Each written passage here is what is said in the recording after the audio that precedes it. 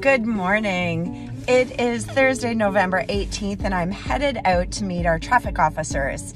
They are starting and kicking off the RIDE program, which is super dear to my heart. After losing my father when I was a young teenager to a traffic accident that could have been avoided, seeing our traffic officers being completely dedicated to road safety and ensuring the safety of our community warms my heart. So let's get to what they're doing today. Good afternoon, it's Constable Morrow with the Barrie Police Service. I'm a member of our traffic unit. Today we're going to start our very important RIDE program. We're kicking off the season today. We want to make a very strong impact on the community and let them know this is a joint. We're working with the OPP, South Simcoe. As we know, impaired driving affects many lives in our community, and we see it on the front lines more than you can believe. And today we're going to put the message out, a powerful message out to the public, that if you're going to drink and drive or take any kind of medication, prescribed or non-prescribed medication, we will be out enforcing and doing our best to interact with those drivers to keep our roads safe.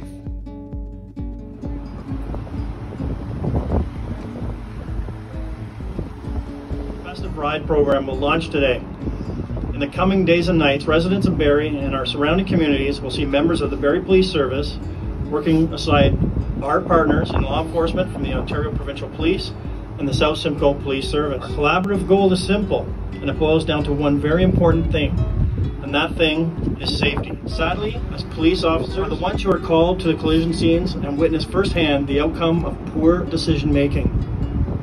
In many cases, it is decision-making that has been impaired by drug use or alcohol consumption, and this is 100% preventable. If you plan to drink or use drugs, the message is don't drive. Consequences may be severe and life-impacting, not just for you, but for family and others. Always plan ahead by having a designated driver. For the first time that I can recall, we are seeing the number of drivers impaired by drug being almost equal to that of impaired by alcohol in Barrie, and I can assure you the Barrie Police Service has taken notice. Our service currently has 65 certified standardized field sobriety trained officers and 9 active drug recognition evaluators, and we work in collaboration with our peers to ensure these resources are utilized and shared as needed in our collective efforts to reduce impaired driving everywhere. Please do your part and make the right choices. Over the past 25 years, our agency has assisted many victims and survivors who have and will live with needless and potentially lifelong suffering resulting from an impaired driving incident. When an impaired driver chooses to get behind the wheel of their vehicle, they're making a life and death choice, not only for themselves, but for others. The victims and survivors do not get the same choice. It's not okay to drive impaired. Sinclair, I'm the president of the Simcoe County chapter of MAD Canada. I want to start today by thanking the OPP, the Barrie Police Service, and the South Simcoe Police Service for all they do for our community, especially for this festive RIDE program. It's not glorious. Nobody goes into policing to stand on the side of the road in the freezing cold for hours on end, but you all do it. And you do it because you know it works and it saves lives. That has 2 core purposes. 1, to stop impaired driving, and 2, to support the victims of this violent crime. The RIDE program is essential to that first core purpose. We've heard from the senior police officers in our community this morning about the sickening frequency of impaired driving crashes. Clearly there is still a need for awareness. So the RIDE program remains necessary this year. That is obvious. It's even more necessary this year than in previous years. We are returning to a, quote, normal holiday season. Office parties are starting up, and people are opening their homes to their friends and families again.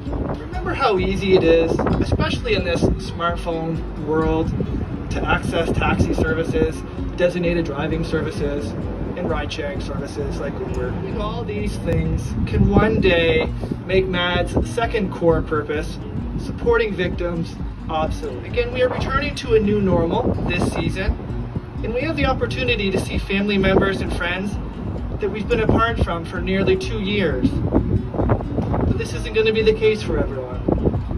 Unfortunately, because of impaired drivers, there's 6 families in our community that are going to have a member missing and an empty seat at the dinner table when they sit down to their holiday feast this season.